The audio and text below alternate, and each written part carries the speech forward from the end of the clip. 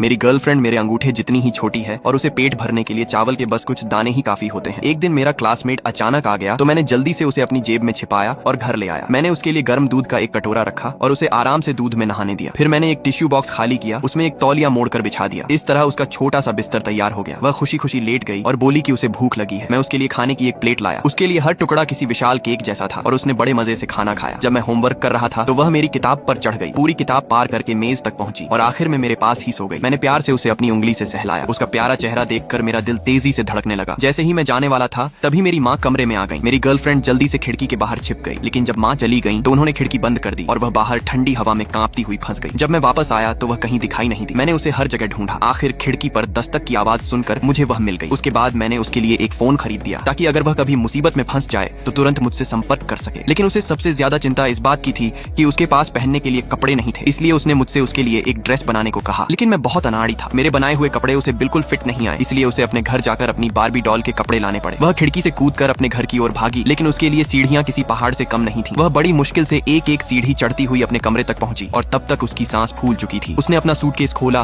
और कई ड्रेस अपने बैग में रख ली। जैसे ही वह निकलने वाली थी तभी घर में कोई नहीं था और एक चोर खिड़की से अंदर घुस आया। वह तुरंत छिप गई और जल्दी से मुझे मदद के लिए मैसेज भेज दिया। जैसे ही मैंने मैसेज देखा मैं तुरंत वापस दौड़ा, लेकिन तब तक चोर ऊपर जा चुका था। खुशकिस्मती से मेरी गर्लफ्रेंड ने खुद को एक बार्बी डॉल की तरह दिखा लिया। फिर भी चोर को थोड़ा शक हुआ। तभी हालात और खतरनाक होने ही वाले थे कि चोर का फोन बज उठा। उसके साथी ने उसे दरवाजा खोलने के लिए कहा।